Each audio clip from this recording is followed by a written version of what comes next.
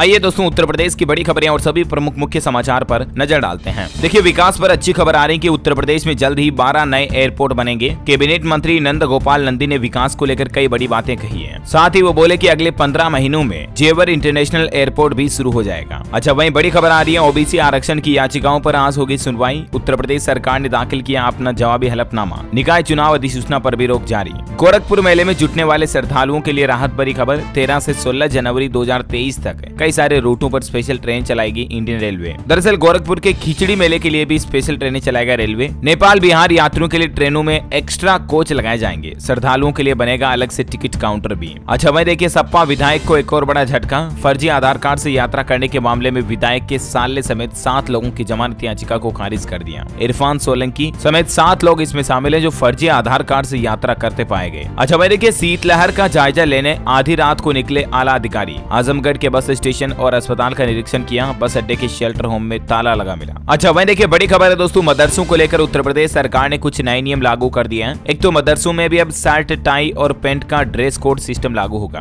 और इसके अलावा छुट्टी अब रविवार को रहेगी। मतलब मदरसों में भी अब शुक्रवार को नहीं बल्कि संडे यानी कि रविवार को ही छुट्टी रहेगी। मदरसा बोर्ड की प्रमुख बैठक हुई और इसमें मदरसों में होने वाले अवकाश को बदले जाने का प्रस्ताव भी रखा गया है और साथ ही ड्रेस कोड सिस्टम भी लागू किया जाएगा मदरसों में भी स्कूल यूनिफॉर्म की तरह ही। इसके अलावा मदरसा शिक्षक बनने के लिए भी MTET एग्जाम देना जरूरी होगा। शीतकालीन अवकाश के साथ एक यूनिफॉर्म भी लागू होगी मदरसों के लिए। तो ये कुछ योगी सरकार की तरफ से नए नियम लागू किए गए हैं है ना। और वहीं देखिए बड़ी खबर कुंभ 2025 से पहले स्वच्छ होगी गंगा नदी। टूरिज्म मॉडल तैयार। मुख्यमंत्री योगी ने नमामि गंगे प्रोजेक्ट के तहत कहा कि STP शुरू कराएं। अच्छा कोरोना प्रोटोकॉल के साथ संचालित होंगे रेन बसेरे। चीन से कोरोना की नई आहट मिलते ही उत्तर प्रदेश राज्य में भी अलर्ट जारी कर दिया है और यूपी की योगी सरकार ने सभी नगर आयुक्तों और अधिशासी अधिकारियों को कुछ नए दिशा निर्देश भी जारी किए हैं जिनमें एक तो कोरोना प्रोटोकॉल के साथ रेन बसेरों को संचालित करने का निर्देश है और इसके साथ ही रेन बसेरों में नियमित रूप से सैनिटाइजेशन भी किया जाए। ये कहना है योगी सरकार का। इसके अलावा भी उत्तर प्रदेश में कुछ और नए नियम लागू कर दिए हैं कोरोना के हालातों को देखते हुए। देखिए कोरोना को लेकर यूपी सरकार का बड़ा फैसला है। अब विदेश से लौटने पर होगा कोविड टेस्ट यानी कि जो विदेशों से लोग उत्तर प्रदेश में अंतर्राष्ट्रीय यात्रा करके लौटेंगे ना उनकी कोरोना जाँच कराई जाएगी। इसको लेकर उत्तर प्रदेश के डिप्टी CM ने भी कल ही आदेश जारी कर दिए कि कोरोना वायरस के बढ़ते खतरे को देखते हुए अब यूपी आने वाले अंतर्राष्ट्रीय यात्रियों की जांच की जाएगी। और इतना ही नहीं कोरोना वायरस से अगर कोई पॉजिटिव पाया जाता है तो सभी पॉजिटिव मरीजों की जीनोम सीक्वेंसिंग कराने के निर्देश भी दिए हैं। दरअसल दोस्तों कल ही कोरोना का एक और नया वेरिएंट आया था। चीन में ओमिक्रॉन का एक नया सब वेरिएंट BF.7 आया था और वो वेरिएंट के पॉजिटिव मामलों की संख्या भारत में भी आ चुकी है सामने यानी कि ये कोरोना का सब वेरिएंट भारत में भी दस्तक दे चुका है। अभी चीन वाला कोरोना वायरस BF.7 भारत में पहुंचा और इससे 4 लोग संक्रमित पाए गए। ओडिशा और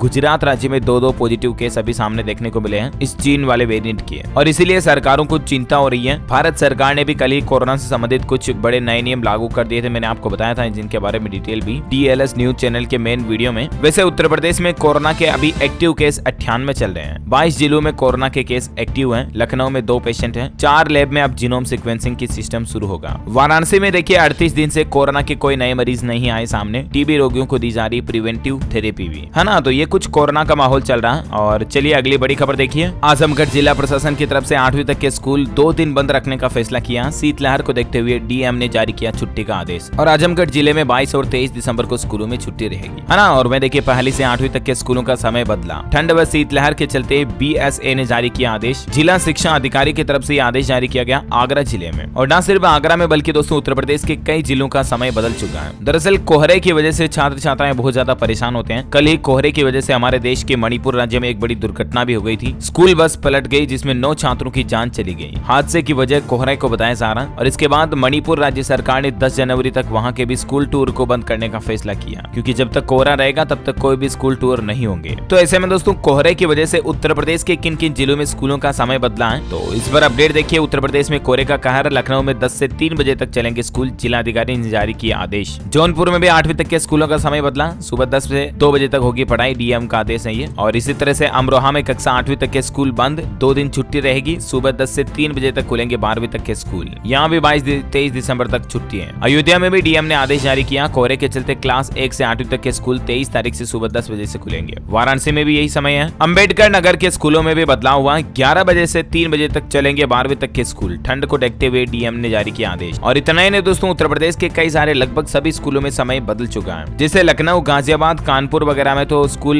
10 बजे से खोले जाएंगे। इसको लेकर जिलाधिकारियों ने आदेश जारी कर दिया। और इसके अलावा नोटिस में आगे ये भी कहा गया कि अत्यधिक शीतलहर के चलते जनपद में चल रहे कक्षा 1 से 8वीं तक के सभी परिषदीय, सहायता प्राप्त और मान्यता प्राप्त सभी बोर्ड के विद्यालय का समय 21 से 31 दिसंबर तक सुबह 10 से दोपहर 3 बजे तक बदला जाता है ना। तो दोस्तों ये कुछ स्कूल टाइमिंग चेंज को लेकर अपडेट रहे। और चलिए अगली बड़ी खबर देखिए। गोरखपुर यूनिवर्सिटी में अब कर सकेंगे ऑनलाइन कंप्लेन। डीडीयू में अब अपनी समस्याओं को लेकर स्टूडेंट्स को भटकना नहीं पड़ेगा। इसके लिए ऑनलाइन कंप्लेन सिस्टम शुरू हो चुका है। वह देखिए, घुटना प्रत्यारोपण की सर्जरी में न करें देरी। लखनऊ के orthopaedic surgeon doctor Sanjeev Srivastava बोले कि शरीर के बाकी अंग भी हो सकते हैं प्रभावित। औरैया में नगर पालिका ने चलाया अतिक्रमण हटाओ अभियान। दुकानदारों में मचा हड़कंप, पुलिस के सहयोग से शुरू हुआ अभियान। अमेठी में भी अतिक्रमण पर प्रशासन का बुलडोजर चलाया गया। तालाब और सार्वजनिक रास्ते की जमीन को कराया गया अतिक्रमण मुक्त। लोगों ने धन्यवाद भी दिया। बिजनौर में भी 1000 बीघा से ज्यादा जमीन को कब्जा मुक्त किया गया। एसडीएम, तहसीलदार और राजस्व विभाग की टीम ने यह अभियान चलाया। अच्छा, वहीं रेलवे से एक और अपडेट आ रहा है कि विभूति एक्सप्रेस ट्रेन रुकेगी पटना साहिब स्टेशन पर। गुरु गोविंद सिंह की जयंती के मद्देनजर 4 जनवरी 2023 तक 2 मिनट के लिए ठहराव रहेगा। अच्छा दोस्तों, अभी तो अपन उत्तर प्रदेश की कुछ और महत्वपूर्ण और काम की खबरें देखेंगे, लेकिन वीडियो में आगे बढ़ने से पहले आपसे एक छोटी सी प्यार भरी रिक्वेस्ट है कि इस वीडियो को अगर अभी तक लाइक नहीं किया तो लाइक कर दीजिए और डेली यूपी न्यूज चैनल को सब्सक्राइब करके बेल आइकन जरूर दबा देना, ताकि आप अपने राज्य उत्तर प्रदेश की तमाम खबरें रोजाना अपने मोबाइल पर देख पाएंगे। चलिए बिना टाइम वेस्ट किए सीधे आगे बढ़ते हैं अगली खबरों की तरफ। तो देखिए, अच्छा वहीं ज्ञान व्यापी मस्जिद केस में अब जनवरी 2023 में होगी सुनवाई। वाराणसी की 2 अलग अलग कोर्ट ने 3 प्रार्थना पत्रों पर सुनवाई के बाद दी अगली तारीख। अच्छा दोस्तों, उत्तर प्रदेश के एटा में साल 2006 में एक फर्जी एनकाउंटर की घटना हुई थी, आपको पता होगा। और उस घटना में 16 साल बाद कोर्ट का फैसला सामने आ चुका है। सीबीआई कोर्ट ने 5 पुलिस वालों को उम्र कैद की सजा दी और 4 को 5-5 साल तक की जेल की सजा दी। ये इन्होंने एक बढ़ई को डकैत बताकर मार दिया था, लेकिन आखिरकार सीबीआई ने अपनी स्पेशल कोर्ट की जांच में इस क्राइम का खुलासा कर ही दिया है। 5 पुलिस वालों को उम्र कैद की सजा सुनाई है। अच्छा, आर्टिस्ट की एक अनोखी कलाकारी देखिए दोस्तों। रेत पर उकेरी पंडित राम प्रसाद बिस्मिल की आकृति। ये आकृति को गोरखपुर के राप्ती तट पर बनाया गया।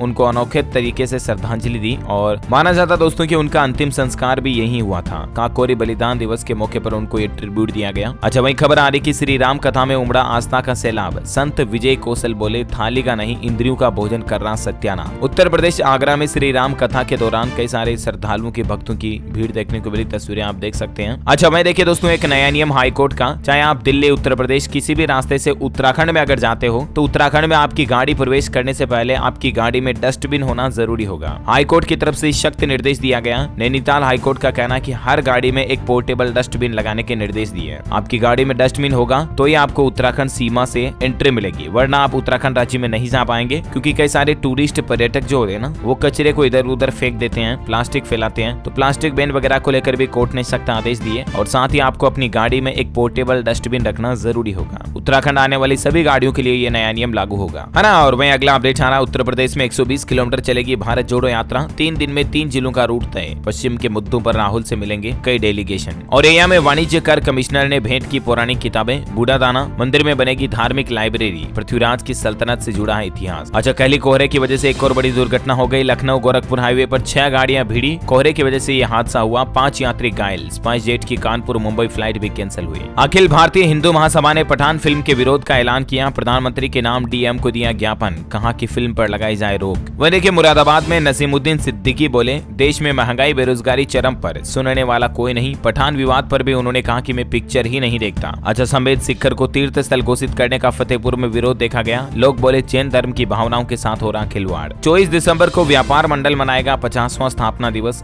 गांधी पार्क चौराहे पर विवेकानंद की मूर्ति के पास जलेंगे 250 दीपक भी। उत्तर प्रदेश फिरोजाबाद में ये दिवस मनाया जाएगा। वह देखिए, आगरा में रामलीला मैदान में 25 दिसंबर को होगा लाइट और साउंड शो। गुरु परिवार की शहादत को जन जन तक पहुंचाने के लिए ये आयोजन हो रहा है। सोनभद्र में 22 तारीख को होंगे बार एसोसिएशन के चुनाव। सभी तैयारियां पूर्ण। सुरक्षा को लेकर बुलाई गई आज फोर्स भी। 23 दिसंबर को मतगणना होगी। कौसाम्बी में अब होगी प्राकृतिक खेती। मृदा वैज्ञानिक ने किसान के खेत में तैयार कराया बीजामृत। बोले रासायनिक खाद से खत्म हो रही उर्वरक क्षमता और अब ऑर्गेनिक फार्मिंग को बढ़ावा मिलेगा। अच्छा, बनारस हिंदू यूनिवर्सिटी में मनाया जा रहा काला दिवस। बाह पर काली पट्टी बांध निलंबन के खिलाफ विरोध जता रहे छात्र। वह देखिए, नोएडा प्रशासन की तरफ से भी ये निर्देश जारी किए गए कि क्रिसमस और न्यू ईयर के कार्यक्रम के लिए अब आपको जिला प्रशासन से परमिशन लेना जरूरी होगा। क्योंकि वैसे भी कोरोना बहुत ज्यादा बढ़ रहा है, तो इसीलिए बिना परमिशन के कोई भी सांस्कृतिक, धार्मिक वगैरह कार्यक्रम करने पर भी अब कार्रवाई होगी और किसी भी तरह के पार्टी डांस वगैरह का काम भी आप न्यू ईयर क्रिसमस पर नहीं कर पाएंगे बिना प्रशासन की इजाजत के, है ना। तो इसी कड़ी में दोस्तों ये आज उत्तर प्रदेश की दिन भर की बड़ी खबरें और मुख्य समाचार का अपडेट वीडियो यहीं फिनिश होता है। वैसे आप यूपी में कौन से जिले में रहते हैं मुझे कमेंट करके बताइएगा, साथ ही इस वीडियो को लाइक और शेयर जरूर करना। और हाँ दोस्तों, आप ही के राज्य के चैनल डेली यूपी न्यूज को सब्सक्राइब करके बेल आइकन जरूर दबा देना ताकि आप रोजाना की ताजा खबरें तुरंत देख पाएंगे। जय हिंद, जय भारत, वंदे मातरम।